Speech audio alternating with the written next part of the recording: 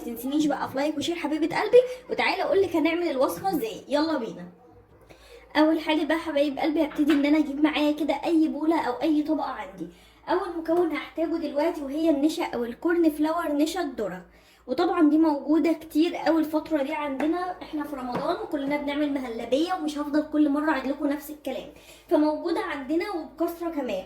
بعد كده هبتدي ان انا اضيف عليها معلقه من الترمس المطحون او الحمص المطحون، وده موجود عند اي عطار اهو.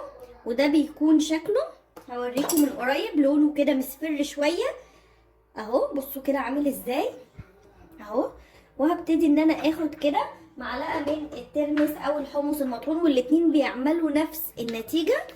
وهبتدي اقلب اهو. تمام كده، نقلب بس المكونات الجافه الاول مع بعضها. والمكونين دول عايزه اقول لكم ان هم بيفتحوا البشره جدا ويزيلوا كمان التصبغات من البشره. بعد كده هجيب ميه ورد، بس اهم حاجه هاتي ميه ورد تكون كويسه. والافضل كمان لو عملتيها في البيت. تابع معايا لاخر الفيديو علشان احنا هنعمل وصفه تانية ان شاء الله مع بعض غير دي كمان اهو. هبتدي ان انا اقلب كده.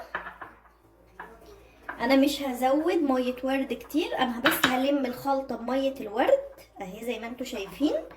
وبعد كده هفكها تاني اهي. بصوا كده اهي.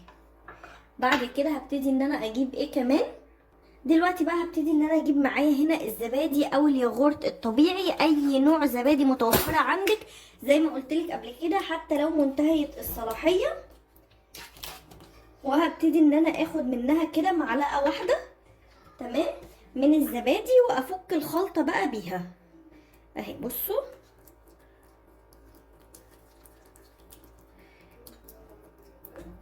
اهي. نقلب بقى كويس، نقلب نقلب عشان ما يبقاش فيه اي تكتلات زي ما انتوا شايفين كده اهي. بصوا لحد ما يوصل للقوام يكون كريمي معاكي بالشكل ده اهو. بعد كده هبتدي ان انا ادهنه بقى على البشرة وعلى الرقبة وعلى الايد بالكامل بالطريقة اللي انتوا شايفينها دي اهي اهو. طبعا الخلطة اللي تحطيها على البشرة تحطيها على الرقبة وعلى الايد عشان ما يبقاش عندك مكان فاتح ومكان غامق، وتدعكي كده في عقل الاصابع لو عندك اسمرار يعني شديد اهو في الاماكن دي اي مكان بقى. وبعد كده هتحطيها كده وتسيبيها بقى على البشرة لمدة لا تقل عن تلت ساعة او نص ساعة. هتلاقيها نشفت معاكي او نشف على البشرة. هتبتدي بالراحة جدا تعملي حركة دائرية على البشرة بس بعيدة عن منطقة حوالين العين. بعد كده هنبتدي ان احنا نغسل البشرة ونبتدي نرطبها باي كريم مرطب عندنا. طيب تعالوا بينا كده نشوف الوصفة التانية هتكون عبارة عن ايه، ودي هقول لكم بقى نستخدمها امتى في رمضان بالاخص. بصوا عايزه اوريكم، بصوا من اول دقيقه بتخلي البشره عامله ازاي، بتفتحها جدا وكمان بتديكي افكت كده. وكمان بصوا عايزه اوريكم حاجه، ان هي بتخليها نظيفه لان هي بتشيل كمان الجلد الميت. ده بالنسبه لاول وصفه. طيب افضل حاجه بعد ما تغسلي البشره على طول تجيبي ميه الورد وتبتدي بمنديل تمسحي بيها البشره بميه الورد. وكمان اول ما تصحي من النوم برضو افضل حاجة ان انت تمسحي بشرتك بمية ورد. وتاني حاجة اول ما تزيلي الشعر من الوجه، يعني اول ما تعملي حتى لو رايحة كوافير وعندك مسامات واسعة، اول حاجة تعمليها لو الكوافير نفسه محطش على حتة قطن او حتة منديل شوية مية ورد وقالك امسحي بشرتك، خدي انت معاكي ازازة صغيرة بخاخة صغيرة كده فيها مية ورد، واول ما تخلصي بخي على وشك كله علشان يقفل معاكي المسامات الواسعة. والافضل كمان تكون متلجه، يعني تكوني حطاها في التلاجة وتاخديها تبتدي ترشيها على البشره عشان ما يبقاش عندك لا مسامات واسعه ولا يحصل اي مشكله في بشرتك من سواد بقى وسواد حوالين الفم والكلام ده كله. تعالوا بينا نشوف الوصفه التانية حلوين هتكون عباره عن ايه. اول حاجه هحتاج الزبادي او الياغورت الطبيعي، وطبعا دي مرطب عالي جدا جدا للبشره. حتى لو احنا حطينا اي مكون تاني قوي على البشره فهو هيبتدي ان هو يهدي البشره. ابتدي كده اخد معلقه من الزبادي بعد كده هاخد هنا معلقه من النشا او الكورن فلاور. تمام. طيب بعد كده هبتدي ان انا اجيب معايا هنا يا حلوين معلقه من البيكنج باودر او خميره الحلويات، عفوا ربع معلقه فقط. دي بقى علشان السواد اللي موجود حوالين الفم، لو عندك اسمرار شديد حوالين الفم.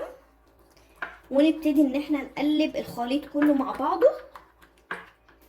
من احلى واجمل الوصفات اساسا اللي انت ممكن تستخدميها لاسمرار حوالين الفم واسمرار البشرة عامة هي الزبادي والبيكنج باودر والنشا. طيب هتقولي لي يا مروه انا قلقانه اصلا من موضوع البيكنج باودر. تمام، ما تقلقيش خالص بقى من البيكنج باودر. ليه بقى؟ هنبتدي ان احنا نضيف مكون تاني، ولو مش متوفر عندك ممكن تستغني عنه، هي الوصفه كده مش هتضرك في اي حاجه. هنحط هنا معلقه من زيت بيبي جونسون بتاع الاطفال، معلقه صغيره او قطرات فقط عشان ترطب معانا البشره فقط لا غير. انما هو في الاساس هي مش هتضر بشرتك في اي حاجه، لان انتي اساسا هقولك ازاي بقى تستخدميها دلوقتي. هتيجي كده قبل ما تنامي، اللي هو ممكن بعد ما تتسحري مثلا تعملي الخلطة وتدهنيها كده على المكان اللي فيه عندك اسمرار شديد، كمثال حوالين الفم بالطريقة دي اهو، برضو على البشرة بالكامل، على الايد، على الرقبة اهو. هنحطه كده. بعد كده هنبتدي ان احنا نسيبه بقى لمدة 5 دقايق. لو بشرتك مش حساسة سيبيها 10 دقايق، بشرتك حساسة يبقى 5 دقايق فقط لا غير. ولو اول ما حطيتيها حسيتي بحرقان شديد قوي انت مش قادرة تتحمليه، يبقى تغسليها وترطبي بشرتك على طول. طب ما عندناش مرطب يا مروة، هناخد معلقة من الزبادي من غير اي حاجة نعملها في طبق، تعمليها بمعلقه في طبق علشان تبقى معاكي قوام كريمي. بعد كده تروحي حطها على طول على البشره وبس كده لمده 5 أو 10 دقايق او ربع ساعه كمان. انت هتلاقيها متلجه وهتلاقي بشرتك ايه، بتحسي ان هي منتعشه كده. لكن ما تقلقيش منه خالص، مش هيعمل معاكي اي مشكله. بالعكس لو جربتيه واستمريتي عليه، يعني الوصفه دي تعمليها مثلا مره كل اسبوع، دي برضو ممكن مرتين في الاسبوع، ما فيش فيها اي مشكله. الاتنين فيهم زبادي وحاجات طبيعيه، وممكن لو عندك عسل نحل تضيفي عليهم وتزودي قيمتهم. ولكن انا مش بحط عسل نحل عشان الناس اللي ما عندهاش العسل ما يتضايقوش ويحسوا ان الوصفه مش هتجيب معاهم نتيجه. دي كانت وصفتي يا حلوين بتاعت النهارده، يا رب اكون قدرت افيدكم ولو بحاجه بسيطه. اي حد عنده استفسار عن الوصفه اكتبوا لي في كومنت، وانا تحت امركم. اشوفكم باذن الله على خير في وصفه جديده، والسلام عليكم ورحمه الله وبركاته.